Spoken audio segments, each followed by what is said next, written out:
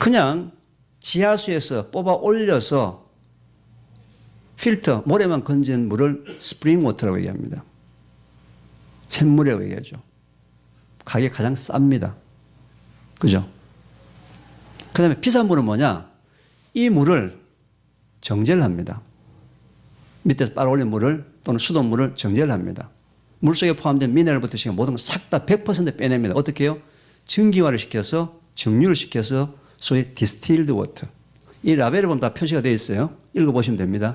distilled, vapor distilled water 해가지고 물을 끓여가지고 증기만 다시 응축시켜서 만든 100% 순수한 물입니다.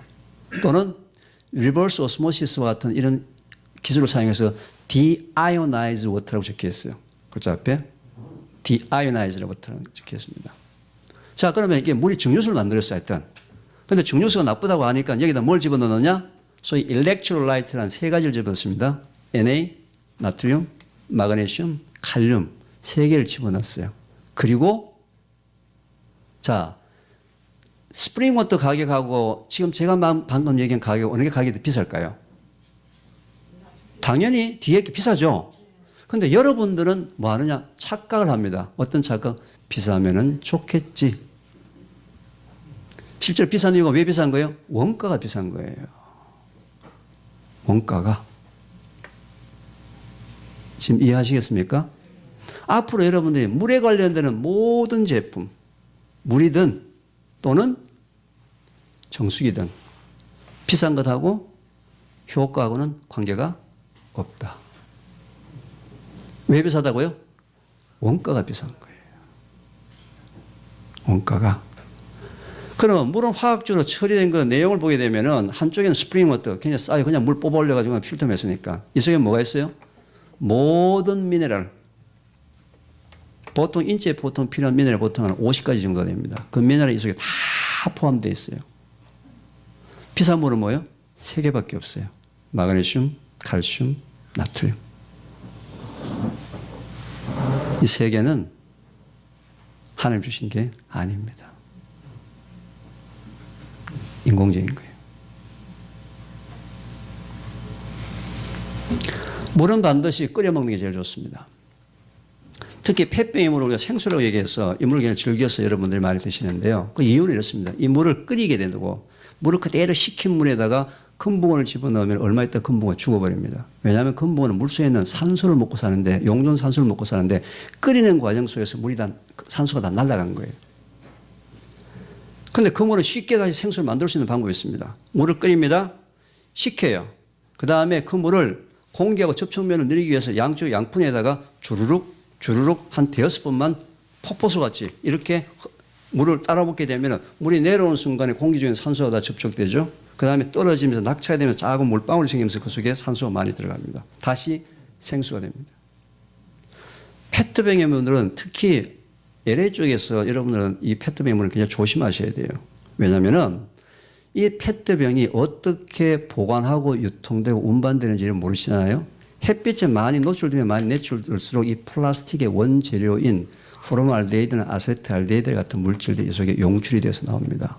그리고 이 페트병을 만드는 재료 중에 하나가 안티몬이라는 재료가 있어요. 이미 이거는 미국 환경청에서 보고가 나왔습니다.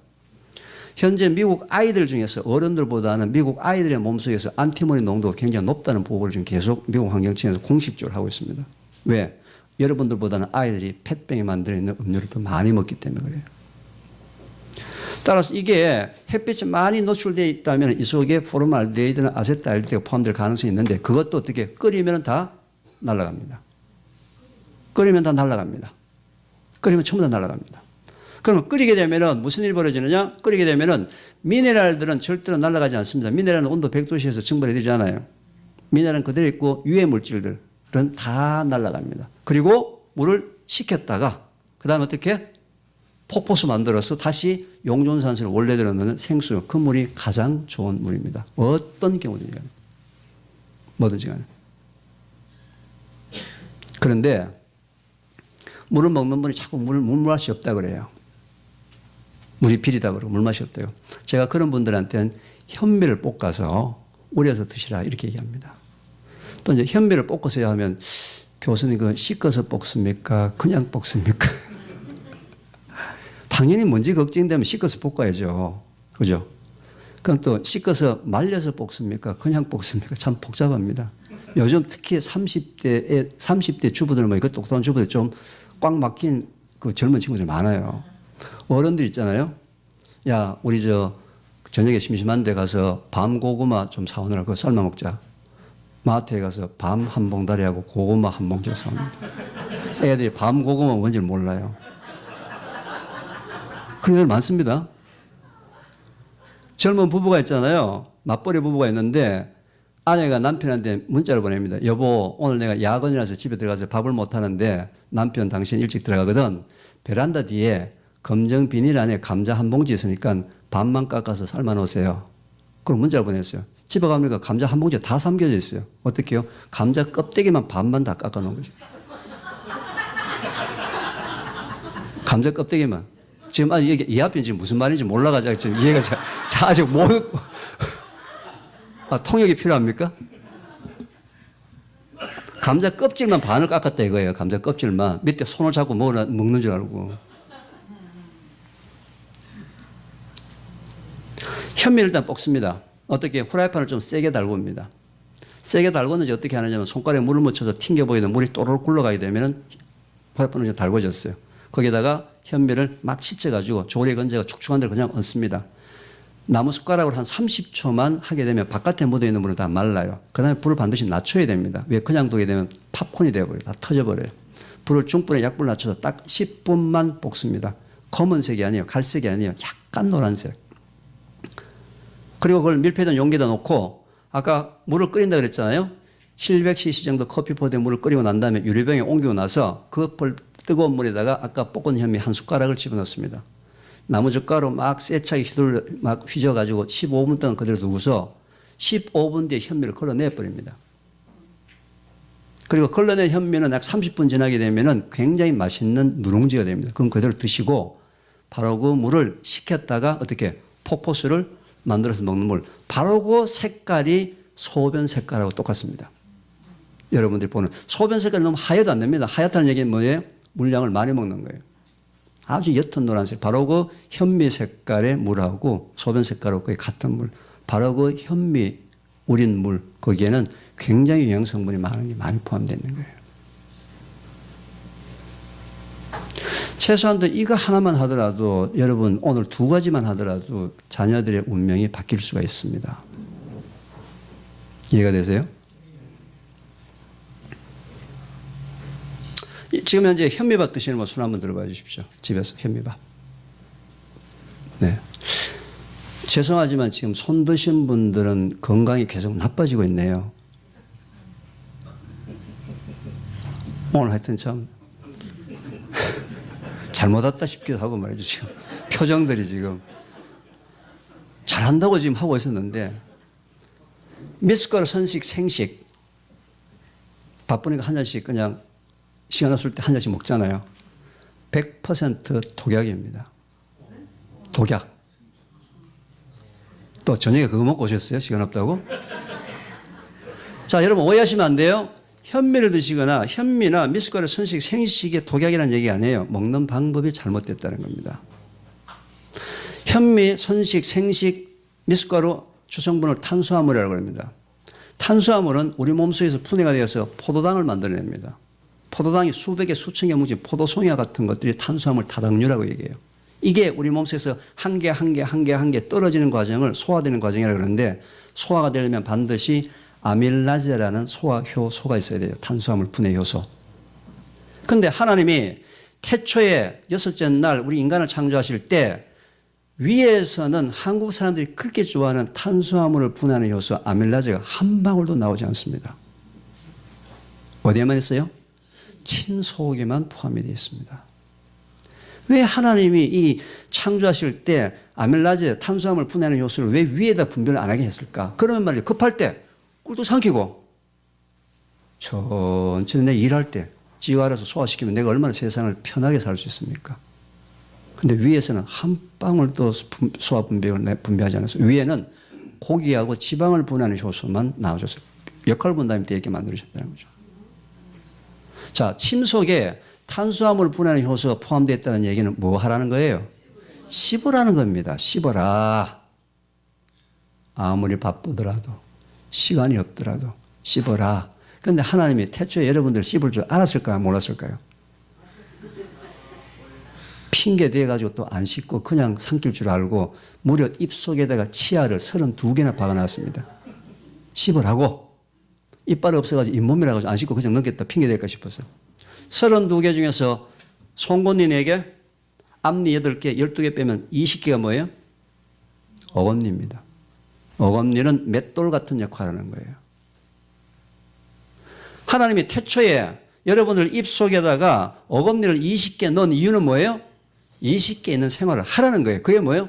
신앙생활입니다. 그게 하나님을 믿는 믿음 생활이에요. 근데 여러분들이 바쁘다, 귀찮다, 시간 없다 라는 핑계로 현미밥은 영양성분이 굉장히 좋은 건 사실인데 그냥 먹었어요.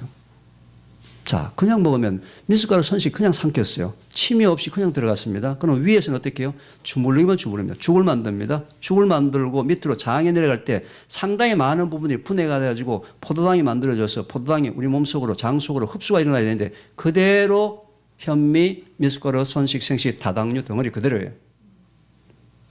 짬밥통을 만들었습니다. 장의 온도가 37도예요. 여러분 굉장히 뜨거운 여름철에 밥 한두 시간 놔두면 냄새가 어떻게 나죠? 지독하죠? 바로 이런 사람의 특징이 방귀 냄새가 점점 지독해집니다. 여러분 방귀 냄새가 왜 그렇게 지독하게 날까요? 듣기라 이거 얘야 네 아까 먹었던 거 썩는다 알려주려고 까불고 치랑팔랑 돌아다니니까 말이죠. 까불고 돌아다니니까 안에 썩는다고 신호를 보내는 거예요. 물론 고기를 먹게 되면 고기 속에 포함된 황 때문에 인돌이나 스키톨 같은 굉장히 냄새가 나는 그런 화합물을 만들 수 있지만 탄수화물이 썩을 때는 더 심한 냄새가 납니다. 아주 악취가 납니다. 요즘 특히 그 냄새가 어린 애들이 심각합니다. 어린 애들 방귀가 더 독합니다. 아주 머리가 아픕니다. 얘네들 그거 가지고 자랑입니다. 왜? 지네들끼리 또 누가 세냐고 방귀 독한 시합도 합니다. 빵 내기도 하고 말이죠. 엄마가 가족들을 위해서 아이들을 위해서 진짜 정성 들여가지고 좋은 음식 찾아가지고 요리해가 맛있게 줬는데도 불구하고 그게 중요한 게 아니에요. 먹었던 음식이 얼마나 장수에 들어가서 분해되어서 우리 몸속에 영양소가 되었냐에 따라서 먹었던 음식이 독이 될 수도 있고 약이 될 수도 있는 극과 극을 달리는 거예요. 엄마들은 항상 자녀의 건강을 어떻게 민감하게 반응해야 되느냐.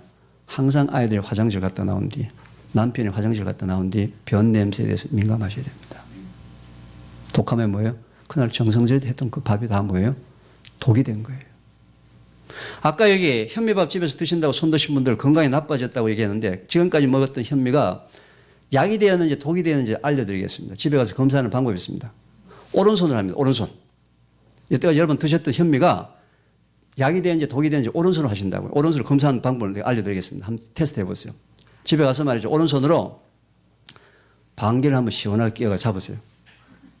잡아가지고 냄새를 맡아보세요. 독하면 뭐예요? 다 독이 된 거예요. 오른손 마음에 안 드는 사람은 왼손으로 해도 괜찮습니다. 방귀 냄새조차도 하나님이 여러분한테 주는 신호라는 거예요. 애야, 안에 뭐가 이상하다. 정신 차려라. 따라서 현미밥은 말이죠. 무조건 씹어야 합니다. 미숫가루 선식 씹고 먹어야 됩니다. 그래서 옛날 우리 조상들이 물도 씹어서 먹으라고 그런 거예요. 씹어서 먹어. 무조건 씹으셔야 합니다. 씹어야 합니다. 괜스레 옆에 사람 다른 사람 씹지 마시고 입에 들은 음식부터 먼저 꼭꼭 씹어서 그게 뭐예요? 하나님 말씀에 순종하는. 제가 방송에 나가서 말이죠. 많이 아프신 분들한테 건강을 회복해야 될 때 교수님 이거 먹을 거예요. 저거 먹을 거예요. 민간하게 개똥수이 좋다는데 뭐 제가 이렇게 부탁합니다. 자연인이 되십시오. 믿지 않는 사람들한테는 믿는 사람들 하는 말씀에 순종하십시오. 자연인 교수님 이제 서울에서 뭐 직장 다니고 있는데 그럼 집 팔고 강원도에 가서 농사 지어야 됩니까? 아니에요. 아파트에 살든 주택에 살든 시골에 살든 도시에 살든 자연의 법칙에 순종하는 삶. 하나님 말씀에 순종하는 삶. 어금니가 20개인데 20개의 삶을 지키는 것이 뭐예요? 그게 자연인 하나님 말씀에 순종하는 삶이다. 이거죠. 그게 안 되고서는 회복할 방법이 없습니다. 왜? 먹었던 음식이 내 장에 들어가서 부패가 되기 때문에 그렇습니다. 지금까지 대한민국의 삶들은 전부 다 어디에 초점이 맞춰졌냐? 배만 부르는 식사에 초점이 맞춰져 있었어요. 배만 부르는 식사. 왜? 배고픔의 굶주림 때문에 우리가 너무 많이 고통을 받았거든요. 그죠? 따라서 우리 어르신 만나면 인사가 뭐였습니까? 한때에? 진지 드셨습니까? 식사하셨습니까? 이게 인사였어요. 60년, 70년, 80년 초까지. 경제 성장으로 좀 잘 살다 보니까 이제는 뭐예요? 배부른 식사보다는 지금 현재는 전부 다 20세기 현재 모든 사람들이 뭘 원합니까? 맛있는 식사. 지금 대한민국에 지금 난리가 났습니다. 먹방 때문에. 특징이 뭐예요? 전부 다 맛있는 겁니다. 입을 즐겁게 하는 겁니다. 음식은 입을 즐겁게 해도 좋고 위를 부르게 해도 좋지만 마지막으로 먹었던 음식이 장에 내려가서 영양성분이 분해돼서 흡수가 되어야지만 세 개를 다 만족해야지. 지금은 전부 다 뭡니까? 양적 식사에만 만족하는 거예요. 이제는 뭡니까? 질적 식사로 인식을 바꿔야 될 때 식사가. 여러분 5분밖에 밥 먹을 시간이 없다. 그럼 지금까지는 찬물에 말아가지고 김치 한 조각하고 그냥 후루를 말아서 한 그릇 다 먹었어요. 왜? 배부르도록. 아, 배부르다. 두 번째 방법은 뭡니까? 5숟가락을 천천히 씹어서 5분 동안 먹게 되면 그게 훨씬 더 이익인 거예요. 질적으로 훨씬 더 좋은 먹거리가 된 거예요. 이제는 양적인 식사보다도 질적인 식사에 음식의 모든 초점이 지금 바뀌어져야 됩니다. 모든 주부들이 됩니다. 여러분 다 마찬가지. 현미. 저한테 이렇게 묻습니다. 교수님, 그 아이들한테도 현미 먹는 게 좋습니까? 안 좋습니까? 이게 물어요. 제가 그때 뭐라고 대답한지 아세요? 현미는 먹을 수 있는 자격이 된 사람만 현미를 먹어야 되는 거예요. 현미를 먹을 수 있는 자격이 없는 사람은 현미를 오늘부터 먹지 마십시오. 도리도 독이 됩니다. 소화가 안 되기 때문에. 그럼 현미 먹을 자격이 뭡니까? 최소한 50번 이상은 씹어야 합니다. 최소한. 최대는 100번. 제가 이제 이 얘기를 하니까 50번 씹을 수 없는 50번 씹을 수 있는 준비가 안 된 사람은 오늘부터 현미를 드시면 안 됩니다. 그러면 이제 제 이 얘기를 듣고서 이제 한번 또 한번 따라해 보려고 내일 아침에 이제 50번 한번 씹어봅니다. 진짜 짜증납니다. 내가 세상을 이렇게 비참하게 쪼잔하게 살아야 되냐 이거지. 매 숟가락마다. 그래도 한번 지키려고 말이죠. 한 10번 씹는데 목구멍 넘어가려고 하는 걸 자꾸 혀를 가지고 막아냅니다. 지금 못 넘어가겠죠. 50번 하면서. 심지어 말이죠. 50번이 너무 길어요. 31, 32, 41, 42, 43, 44, 45 근처까지 갔는데 옆에서 와이프가 말을 붙입니다. 대답해주고 나니까 잊어버렸어. 이게 지금 35번인지 45번인지 매 숟가락마다 스트레스, 이게 엄청난 스트레스입니다. 이거 못 바꿉니다. 못 바꿔요. 바꿀 수 있는 방법이 없습니다. 그래서 태초목가학교에서는 이걸 어떻게 바꾸려고 여러분들한테 말씀드리냐. 여러분 현미밥을 먹기 전에 먼저 여러분들이 가장 좋아하는 채소와 과일 한 접시 샐러드를 먼저 먹습니다. 왜요? 두 가지 목적이 있습니다. 첫 번째, 밥을 아무리 빨리 먹은 사람, 그냥 나는 밥 씹으면 그냥 목구멍을 쑥쑥 넘어가. 이런 사람들도 그 야들야들한 상추, 양상추 목구멍으로 안 씹고 넘어갑니까? 안 넘어갑니까? 양상추 목구멍으로 넘어가요? 안 넘어가요? 안 넘어갑니다. 무조건 씹어야 합니다. 당근 안 씹고 목구멍 넘어가요? 안 넘어가요? 안 넘어갑니다.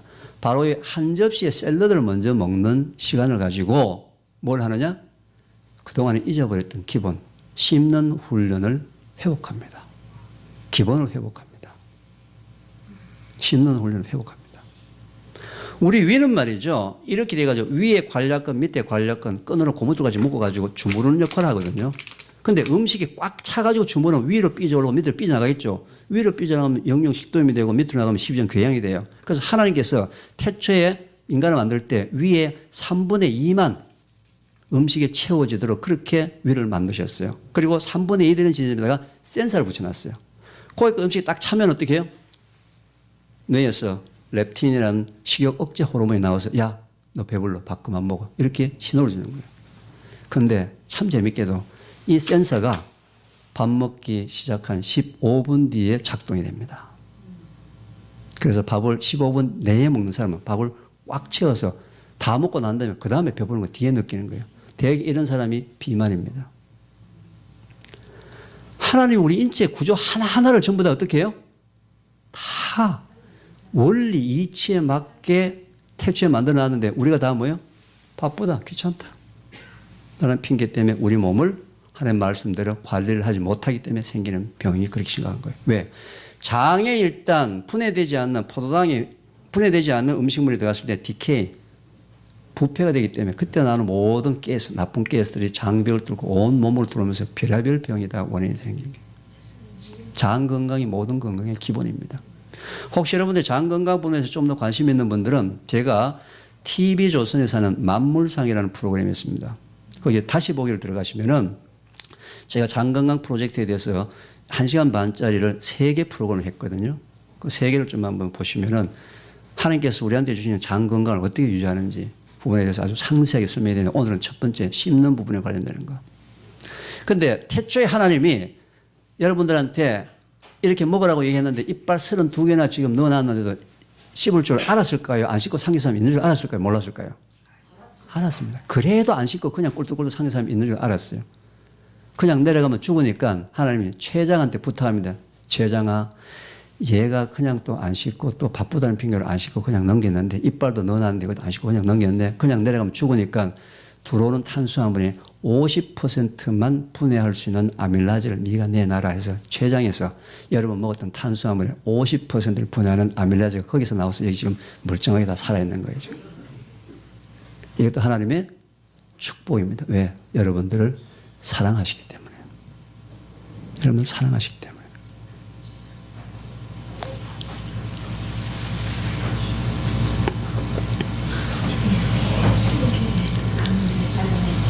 지금 한 가지만 더 얘기를 하자면요. 시간이 좀 갔지만 오늘 하나님께서 저한테 어떤 그 말씀에 대한 여러분들의 어떤 교감을 주셨어요. 아까 제가 채소를 얘기했다고 그랬잖아요.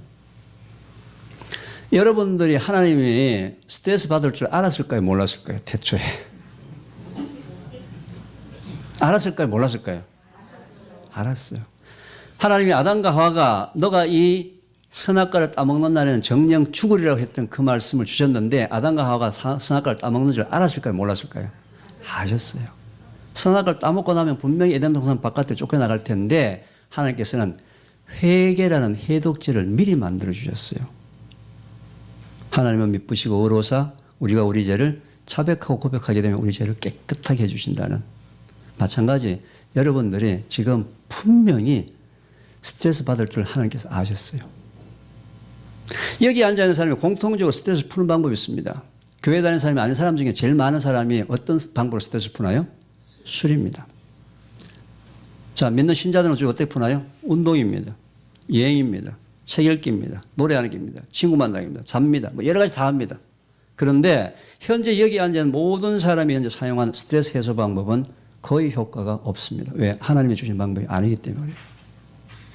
왜요? 이유는 간단합니다. 여러분 스트레스를 받게 되면 병원에 가서 소변 검사나 혈액 검사를 해서 활성산소의 농도를 측정합니다. 스트레스를 받게 되면 몸에서 활성산소의 농도가 급격하게 증가를 합니다. 활성산소 하는 역할이 뭐예요? 우리 몸을 노화시키는 역할을 합니다. 그리고 아까 이 스트레스는 바람인자는 아닙니다. 그런데 스트레스 때문에 생긴 호르몬 때문에 몸속에 있는 암세포의 증식 속도가 빨라집니다. 그래서 스트레스는 암하고도 직접적인 관련이 있는 거예요. 바람인자는 아니지만서도 암 증식 속도를 빠르게 하기 때문에 스트레스 없는 사람은 20, 30년 뒤에 암이 걸릴 사람이 스트레스 받게 되면 몇 년 안에 암이 걸립니다.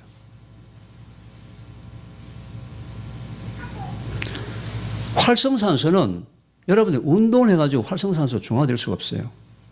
현재 여러분들이 하고 있는 어떤 방법을 사용하더라도 몸속에 여러분들이 만든 그 활성산소, 스트레스 때문에 생긴 활성산소는 중화가 되지 않습니다. 운동을 하면 말이죠. 몸속에서 굉장히 좋은 호르몬이 많아지면서 몸이 굉장히 기분이 좋아져요. 그 호르몬의 메커니즘하고 활성산소는 아무런 관계가 없습니다. 활성산소는 화학적으로 산성입니다. 이 지구상에 존재하는 하나님께서 셋째를 만드신 모든 색깔 있는 채소와 과일의 주성분이 알칼리입니다. 소위 엔타이옥시던트, 항산화 물질이라고 얘기합니다.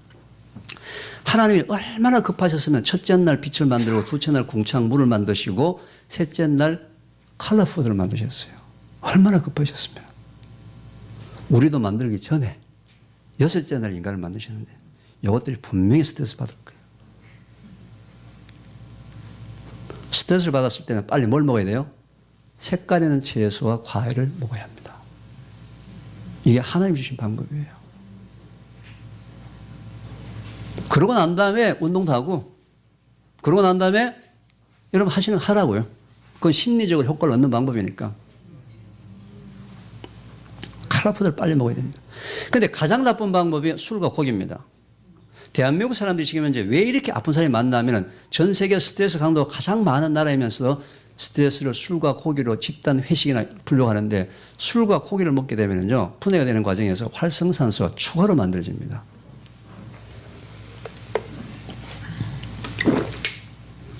술을 먹어서 알코올 때문에 내 세포가 마비가 돼가지고 쓸데없는 소리 자꾸 하고 희망한 소리 자꾸 해서 속은 풀었는데 기분은 좋아졌는데 활성산소 농도는 증가한 거예요. 전혀 다른 메커니즘이라 이거죠. 그래서 아픈 사람이 더 많은 거예요. 대한민국 사람들이. 절대로 스트레스를 받았을 때는 술과 고기를 먹으면 안 됩니다. 고등학교 3학년짜리 스트레스 받나요? 안 받나요? 한국 애들. 초등학교 1학년은요. 왜요? 12년 뒤에 치를 수능 생각해서 미리. 자, 고3짜리 아이가 스트레스 받고 하루 종일 받고 집에 들어왔을 때 밤에 10시, 11시 들어왔을 때 엄마가 보통 뭐 줍니까? 되게 고기를 줍니다. 튀긴 음식, 피자, 통닭. 그거 먹고 그 아이들이 인류대가 갈지는 모르겠지만 현재 그 아이의 건강은 계속 바닥으로 기어 들어가고 있는 중이에요. 절대로 밤에 들어온 애들한테 스트레스 받고 들어온 애한테 고기를 주면 안 돼요. 뭘 줘야 돼요? 채소나 과일. 이 잘못된 것 때문에 애들이 좋은 실력 받아고 좋은 학교 가는지 모르겠지만 현재 대한민국의 10대, 20대, 30대 아이들은 건강이 계속 나빠지는 거예요. 암 환자가 계속 증가하는 거예요. 토마토 얘기를 한번 해보겠습니다. 토마토가 왜 빨간지 아십니까?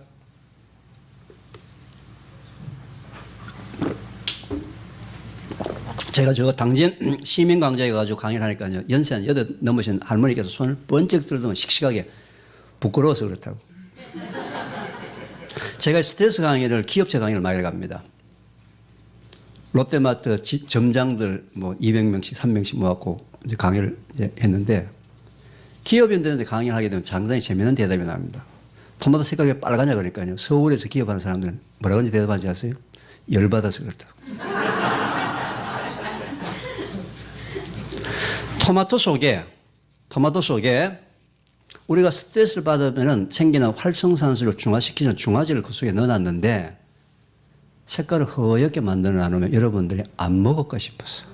하나님의 걱정에 대해서 강조하느라고 눈에 잘 띄게 하느라고 빨간색으로 만든 거예요. 강조하느라고. 중요하다 강조하려고. 빨간색 눈에 워낙 잘 띄지 않습니까? 왜 그럼 상추도 빨간색, 배추도 빨간색, 오이도 빨간색 아닐까요? 분명히 어떤 인간들 중에 또 빨간색 싫어하는 인간들이 있을 것 같아가지고 보라색에도 좀 집어였고 초록색에도 좀 집어였고 주황색에 집어였고 각종 다양한 인간의 눈에 가장 현란하게 잘 띄는 색깔 속에 다 집어넣어놨는데 구조는 다 틀립니다. 빨간색은 라이코펜, 보라색은 안토시아닌. 근데 기능은 딱 한 가지 기능. 무슨 기능? 활성산소를 중화시켜주는 항산화 기능, 엔타이악시던트. 왜요? 여러분들을 사랑하시기 때문이에요. 여러분들을 사랑하시기 때문에. 여러분 만들기 전이라니까요. 셋째 날이라니까. 그런 하나님을 여러분 깨닫는 게 뭐예요? 누가복음 15장 둘째 아들 같이 영적으로 여러분의 기분을 회복하는 거예요. 이건 여러분들이 계속 목사님하고 영적인 부분의 기분 회복을 하십시오. 저는 지금 계속 육적인 부분의 기분을 어떻게 회복할 거냐. 이 사역을 지금 일반인들과 교회를 통해서 계속 하고 있습니다. 일반인들한테는 똑같은 내용을 얘기하지만서도 자연의 법칙이라는 이름으로 강의를 하고요. 교회 와서는 똑같은 내용을 하나님의 말씀이라는 말씀으로 강의를 합니다.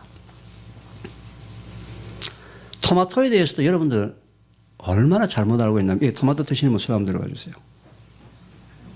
나머지는 토마토 안 드시는 거예요? 또 미안해서 어떡하죠? 여러분 지금 토마토 먹고 건강이 나빠지고 있는데 오늘 여러분들이 저한테 강의를 1시간 반 듣는 걸 행복하다고 생각하세요. 왜요? 강의 시간이 늘어나면 늘어날수록 일어날 때 머리가 아픕니다. 내가 이렇게 세상을 헛살았나, 헛똑똑했느냐. 얘기 나올 때마다 진짜 무지합니다. 너무 무지합니다. 너무 무지해요. 왜? 지금까지 전부 다 건강이라는 이름으로 의사 선생님한테 맡겨놓고 마케팅 쪽에 다 맡겨버렸어요. 먹거리를 전부 다. 건강에 관련된 부분들. 여러분 머릿속에 있는 거의 대부분의 정보는 저는 마케팅의 정보예요. 마케팅은 전략이 뭡니까? 장점만 얘기를 합니다. 이 세상에 하나님께서 항상 장점과 단점을 다 주셨어요. 그죠? 다들 말이죠. 부활의 기쁨과 영광만 누리려고 했는데 부활이 뭐 때문에 생겼습니까? 십자가의 고난이 있기 때문에 부활의 기쁨이 있는 것이지. 토마토에 대해서 여러분들이 알고 있는 게 정말 잘못 알고 있기 때문에 현재 토마토를 드시는 분들은 다 건강에 나빠지고 있습니다. 이유는 이렇습니다. 남편들이 말이죠. 보통 아내들이 남편한테 어디서 들었어요. 아, 토마토가 남자 전립선에 좋다더라. 그래서 남편 출근할 때 시간 없고 하니까 믹서기에 생고를 갈든지 아니면 쌈거를 데치거나 해서 갈아가지고 한 잔씩 아침에 나갈 때 한 잔씩 주죠. 남편 반 죽이는 거예요, 지금. 골탕 먹이는 거죠. 또 집에 가서 와이프도 혼내지 마세요. 몰라서 그런 거니까. 이유는 뭐냐면요. 토마토가 남자의 전립선에 좋고 여성의 유방암을 예방하고 여성의 피부에 좋다는 것은 그건 과학적으로 증명된 사실이에요. 뭐 때문에요? 토마토 속에 포함되는 라이코펜이라는 성분 때문에 그렇습니다. 이 라이코펜은 안타깝게도 지용성입니다. 기름에만 녹는 성분이에요. 따라서 토마토를 생거로 먹거나 그냥 날고로 먹게 되면 그 라이코펜 성분이 우리 몸에서 흡수되는 비율이 4%밖에 되지 않습니다. 나머지 96%는 흡수되지 않고 우리 몸속에 장 속에 남아서 장을 더 괴롭히게 만드는 거예요. 누가 그래서 토마토를 데쳐 먹거나 삶아 먹으면 흡수율이 높아지더라. 자, 데쳐 먹거나 삶거나 굽게 되게 되면 흡수율이 4%보다 올라가요. 그래도 100%가 아니고 그것도 똑같이 건강해집니다. 보통 남자들이 말이죠. 뷔페집에 가게 되면 또는 여성들이 뷔페집에 가게 되면 중년들 뷔페집에 가게 되면 제일 먼저 호박죽을 먹습니다. 주황색을 띠고 있는 호박, 고구마, 당근, 베타카로틴이라는 성분은 아주 전형적인 지용성이에요. 그것도 여러분 건강을 굉장히 해치고 있는 중이에요. 왜?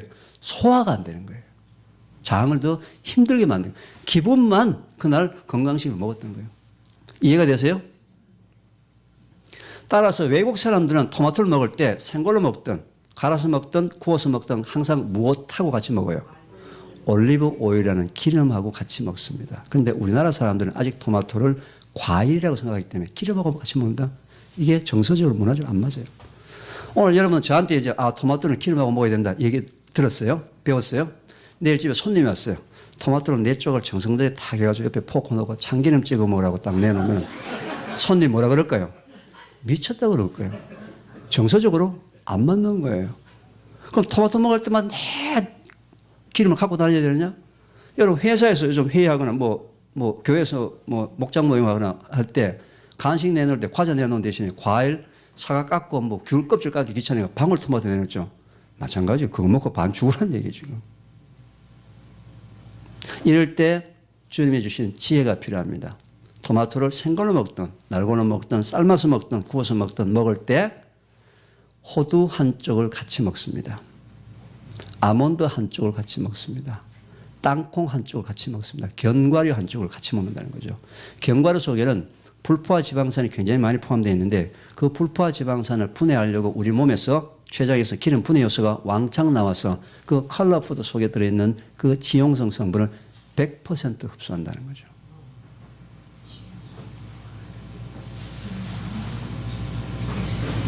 먹거리 내용이 이렇습니다. 여러분 짧은 시간에 머리가 좀 아프지 않나요? 재밌어요?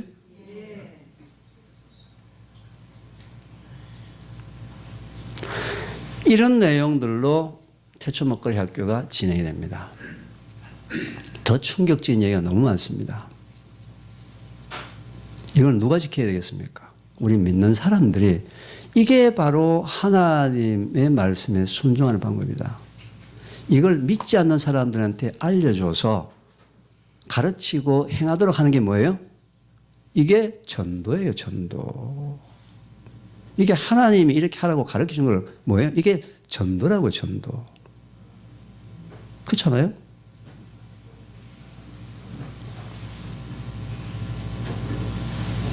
저는 이 태초목걸이 학교가 태초목걸이에서 일어나고 있는 일들이 비록 여러분들이 제 책이나 인터넷을 보시게 되면 저의 가정에 큰 아픔이 있고 난 다음에 제가 이 일을 시작해서 지금 하고 있습니다만은 이 일은 저 혼자서 할 일은 아닌 거예요. 저 혼자서 할 일은 아닌 거예요. 저는 지금 이 시대에 주님께서 우리한테 주신 사명이 있다고 생각합니다.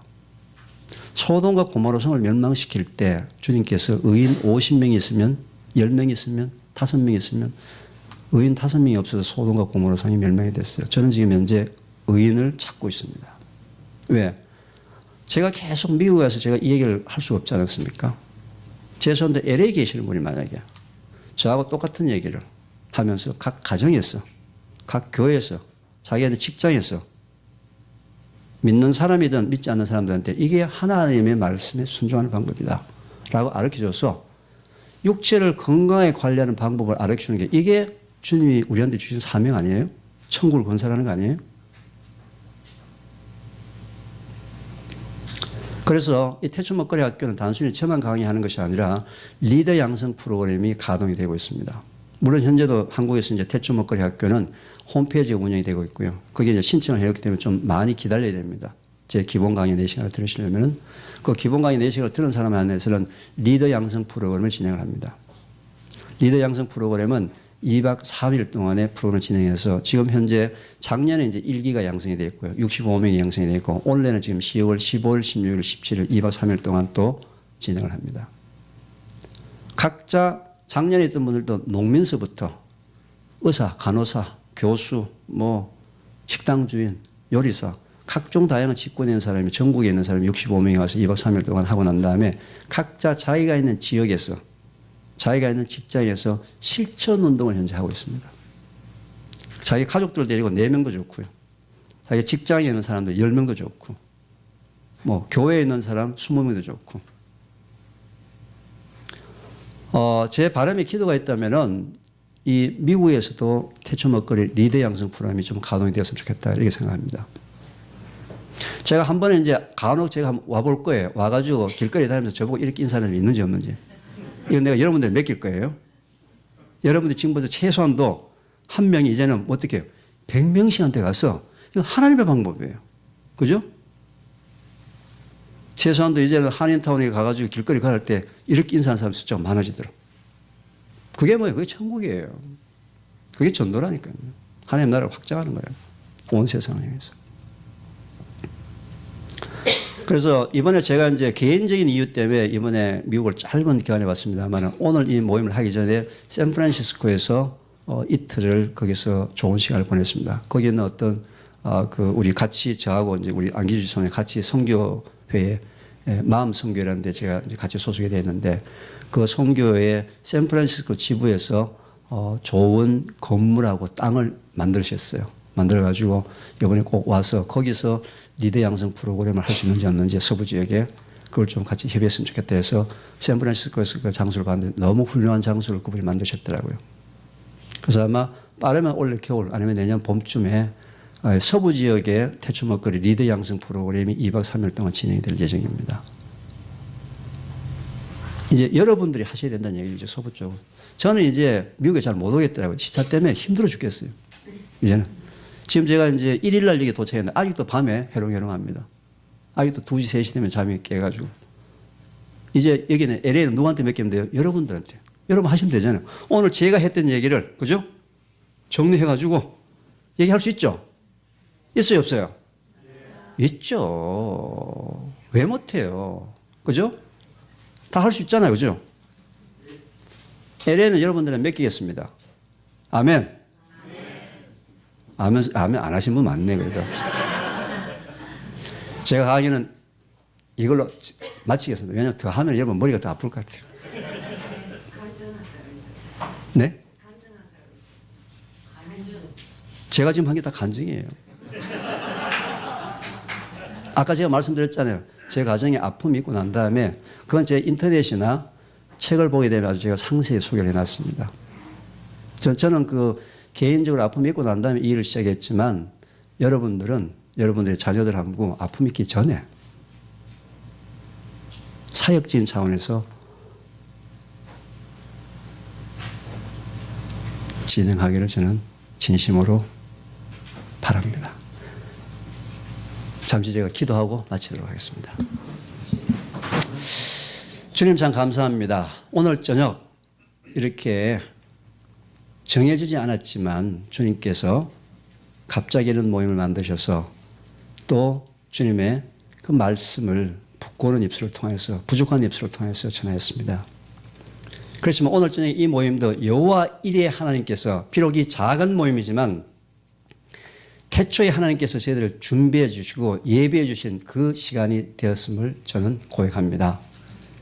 오늘 모인 모든 사람들에게 하나님이 태초에 저희들을 창조하시면서 어떻게 하나님의 성령이 관한 성전을 관리해서 영육 간의 강건함을 유지해서 온 세상에 하나님의 뜻이 펼치는 하나님의 나라가 건설되기를 우리한테 지상 명령을 주셨는데 저희들이 부족하고 무지하고 몰라서 주님의 뜻에 합당한 삶을 살지 못하였음을 이 시간 고백합니다. 주님 여기 참석한 모든 하나님의 자녀들에게도 똑같은 은혜를 허락해 주셔서 하나님 말씀에 순종해서 저희들의 자녀, 아들, 딸, 손자, 손녀에게도 하나님이 주신 그 영육의 강건함을 물려줄 수 있는 축복의 통로가 되게 하여 주시옵소서. 늦은 이 저녁까지 함께 하신 모든 하나님의 사랑하는 우리 아들, 딸과 함께 주님이 주신 은혜를 나누게 해주신 은혜도 사랑도 너무 감사드리며 이 모든 말씀 참 사랑이신 우리 주 예수 그리스도 이름으로 감사하며 기도드렸습니다. 아멘. 잠깐만요. 교수님. 한 분 정도 질문 좀 받으실 수 있으세요? 혹시, 야, 오늘 이게 해결 안 되면 오늘 잠이 안 온다. 이런 분이 혹시 있으실 거예요? 아, 그래요? 네. 괜찮으십니까? 요즘에 저를 포함해서 많은 사람들이 식중에 물을 마시는 사람들이 많은데요. 그거에 대한 식중에 물을 마시는 부분은 문제가 없는데요. 양이 문제입니다. 양이 어느 정도 먹느냐가 문제예요. 한 컵 정도 먹는 건 전혀 문제가 없습니다. 그런데 보통 이제 한국 사람들은 음식 먹는 습관 자체가 국을 먹고 그다음에 밥 먹고 난 다음에 숭늉 먹고 이건 과하다는 거죠. 그래서 물을 한 컵 정도 식사 중에 먹는 건 전혀 문제가 없습니다. 너무 과하게만 안 먹어도 됩니다. 네. 제가 아까 이제 물 종류 중에서 말씀드렸죠. 제가 물 박사라고 그러죠. 예. 제가 뭐라 그랬습니까? 물 가격하고 물 종류하고 의미가 없다 그랬어요. 알칼리수도 과학적으로 의미가 없습니다. 그것도 상업적인 효과로 여러분들 머릿속에 있는데 예를 들면 이런 거예요. 알칼리물이라고 얘기한 그 근본적인 동기는 뭐냐면요. 우리 몸속에 음식물이 들어오게 되면 전부 다 산화가 됩니다. 산성이 만들어져요. 그래서 이제 알칼리물이라는 얘기가 나오는데 하나님이 우리한테 준 가장 자연스러운 물은 지하수물이나 계곡수에서 바위를 타고 내려오는 물입니다. 그 물은 마그네슘과 칼슘이 굉장히 풍부한 빨래가 잘 안 되는 센 물. 그게 바로 알칼리입니다. pH가 약 7.8에서 8.2 정도 되는데 지금 현재 시중에서 여러분들이 사 먹고 있는 그 알칼리 물은 인위적으로 만든 알칼리 물일 수가 있어요. 시중에서 판매되는 보통 알칼리 정수기도 상당히 많이 팔지 않습니까? 근데 그 알칼리는 칼슘과 마그네슘이 풍부해서 알칼리가 아니고요. pH라는 것만 알칼리를 맞췄어요. 근데 우리 위가 위산이 있습니다. 위산. 위산은 pH가 2예요. 그러면 이 위를 통과해서 12장 쪽으로 알칼리 물이 내려가려면은 알칼리 물을 2 컨테이너를 먹어야 됩니다. 위산을 다 중화시키려면은. 그죠? 무슨 얘기 아시겠어요? 두 번째, 우리 위는 위산이 pH가 2인데 밑으로는 12장은 pH 2가 있는 위산이 내려가게 되면 12장 pH가 다 헐어버려요. 그 12장 궤양이라고 합니다.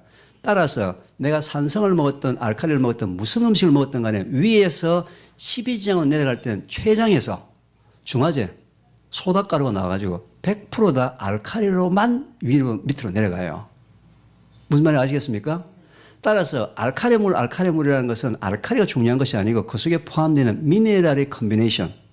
그게 더 중요한 것이지 pH가 7.8에서 8.2짜리는 위에서 12지향으로 내려가는 그 메커니즘만 알면 아무런 그 효과가 아무런 없는 거예요. 무조건 뭘 먹든지 간에 췌장에서 다 중화시켜서 pH가 알칼리로 만들어서 12지향을 내려보낸다는 얘기죠. 그래서 알칼리물은 의미가 없는데 단 어떤 물이 의미가 있어요?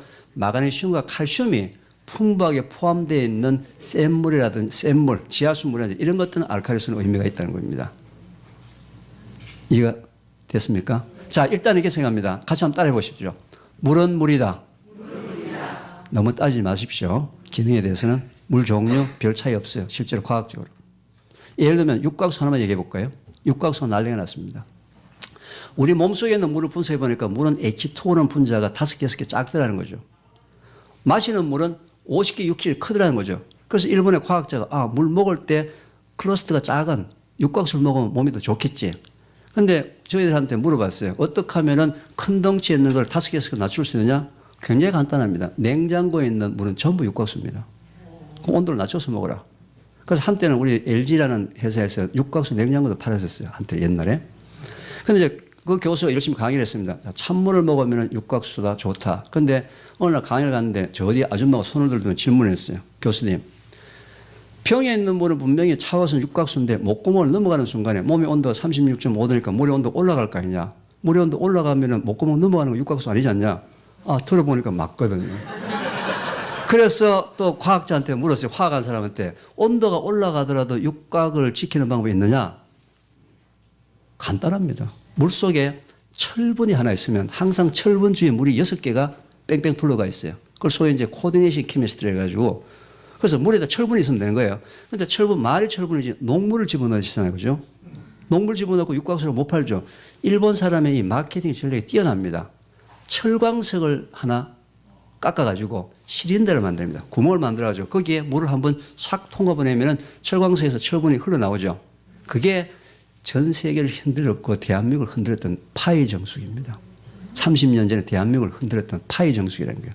30년 전에 파이 정수기라 대한민국 난리 났습니다. 그거 먹고 뭐 병 안 고친 사람 없고요. 뭐 무좀 나왔고 뭐 탈모 났고 난리가 났어요. 그게 그 원래입니다. 요즘은 이제 그거를 이제 너무 그 철광석 하나만 집어넣고 시린더 하나 집어넣고 비싸게 파니까 안 되니까 요즘에 이제 동글동글하게 세라믹 볼로 만들어가지고 그걸 이제 통과시키거나 또는 물에다 우려 먹거나 하는 뭐 이런 이제 물로 나왔는데 여러분 오늘 오신 김에 제가 돈 하나도 안 들이고 집에서 파이 정수기에 만드는 그 육각수를 만드는 방법을 제가 알려드리겠습니다. 오늘 오신 분들은 특별히. 일단 먼저 철분이 많이 들어있는 음식을 먼저 드세요. 그러고 난 다음에 물을 한 컵 마시세요. 그럼 돈 하나도 안 들이고 위 속에는 전부 육각수예요. 혹시 걱정이 되면 한번 흔들어 주시고 100% 육각수입니다. 이게 사실이에요. 그래서 물에 대해서는 일단 기능적으로 나와 있는 물은 전부 다 마케팅이다 이렇게 생각하시면 돼요. 제가 물 박사로서 과학적으로 연구한 결과를 현재 말씀드린 거예요. 이해가 되세요?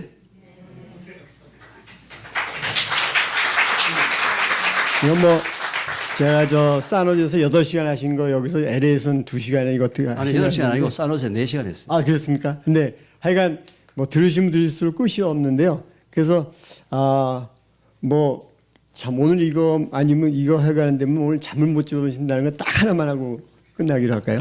네. 없으세요? 예, 알겠습니다. 그러면 일단 제가 광고 말씀이 커머셜인데요. 아까 말씀하신 대로 세노제에서 아마 올해 겨울이나 내년 초에 리더 양성 프로그램을 하실 예정인데 거기에 이제 LA 쪽에서도 여기 많으면 여기서 따로 하시겠지만 아니면 거기 가서 이제 장소도 좋고 하니까 여기서 뭐 볼트라든지 버스 타고 가도 되고 운전해서 가셔도 되니까 혹시 원하시는 분 내가 그런 거 한번 참석해 보겠다 하신 분은요 이따 가실 때 저 뒤에 종이가 하나 있습니다. 거기다가 성함과 전화번호와 이메일 주소를 적어놓고 가시면 저희가 연락을 드려서 그때 이렇게 세노제에서 같이 하는 걸 우선 목표로 하겠습니다. 그 다음에 또 하나는 우리 교수님이 오실 때 이게 너무 무거워서 제가 책 좀 가져와 주십사고 했는데 오늘 15권밖에 못 갖고 오셨습니다. 그래서 이따가 끝나시고 나가시면서 얼마인지는 모르지만 하여튼 교수님께 여쭤봐서 그걸 원하시는 분은 거기 여러 가지 자세한 것이 있으니까 사셔서 앞에 또 사인도 받으시고 저 세노즈에서 보니까 막 사진까지 또 찍으시더라고요. 그래서 하여튼 그렇게 하시면 되고요.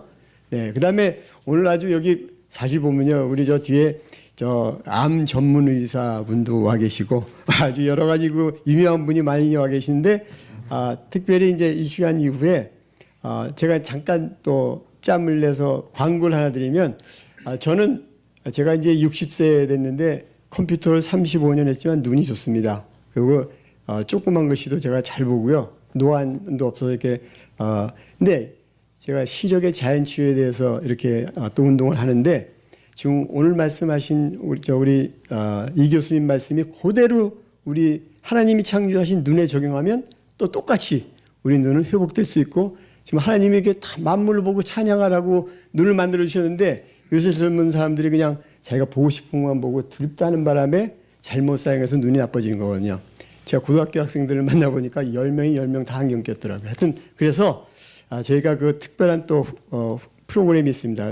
혹시 관심 계신 분들은 저한테 나중에 연락을 해주시고 자 그러면 이 시간에 우리 교수님께서 좀 여기 뭐 특별히 하실 말씀이 있으신 거는 제가 죄송합니다. 제가 약간 좀 이 시간에는 그 우리 교수님이 이제 여태까지 말씀하신 것 중에서 자연농 우리가 새로 어떤 뭐 물건을 이제 이런 농작물이나 이런 걸 할 때 자연적으로 가꾼 것 이런 것들 자연농업에 대해서 말씀을 이제 근본적인 걸 말씀을 많이 하시는데 오늘은 특별히 우리 미국의 자연농업을 소개하신 그리고 하와이에서 지금 아주 자연농업을 아주 선도하고 계신 우리 박훈 선교사님을 잠깐 모시고 한 15분 좀 어떤 지금 일이 우리 하와이와 이 미국에서 일어나고 있는지를 잠깐 소개시켜 드린 다음에 마치기로 하겠습니다. 네, 감사합니다.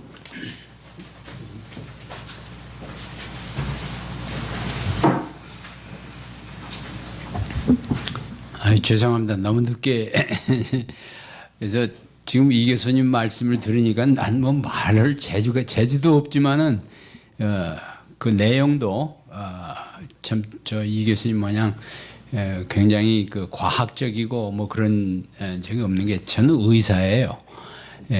연세의과대학을 65년에 졸업해서 지금 한 50년 됐는데 제가 미국에 67년에 들어왔습니다. 그래서 소아과 트레이닝을 받고 소아과 의사가 된 다음에 존 삽킨스라는 대학이 벌티모어 메릴랜드에 있는데 거기 예방의학을 전공하는 보건학 석사를 공부를 했습니다. 그 공부했을 때는 나는 한국에 들어가서 우리 국가의 의료 정책이라든가 이제 그런 것을 좀 일하고 싶었는데 그럴 팔자가 못했어요. 그것을 말씀드리려면 오늘 저녁에 간증을 뭐 하룻밤을 세워가면서 해야 되는데 하여튼 한국을 들어갈 수가 없어서 제가 하와이로 가서 소아과 의사를 시작을 해서 32년을 했습니다.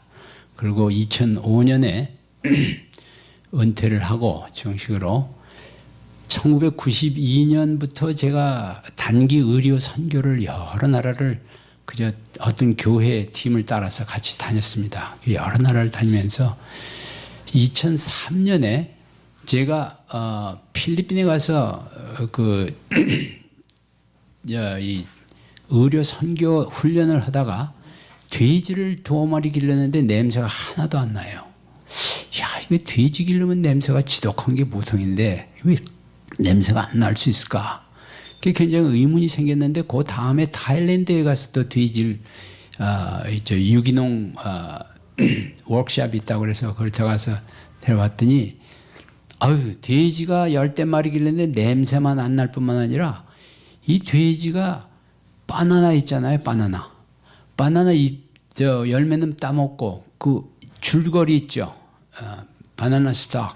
그 줄거리를 썰은 걸 갖다가 어디다 담갔다 이렇게 먹이니까 그렇게 맛있게 먹어요. 야, 내가 하와이에서 오래 살았는데 바나나 하면 바나나 열매는 먹어도 그 줄거리는 그냥 주체를 못하게 길거리에 저 다니는데도 방해가 됐었는데 저걸 저렇게 먹여서 바나나를 기를 수 있다면은 얼마든지 이 하와이에서 저 돼지를 좀 길러가지고 하면 돈을 벌 수 있지 않을까. 이제 그거를 한 선교사님한테 소개를 했으면 얼마나 좋을까. 이제 그런 생각을 하고 왔어요.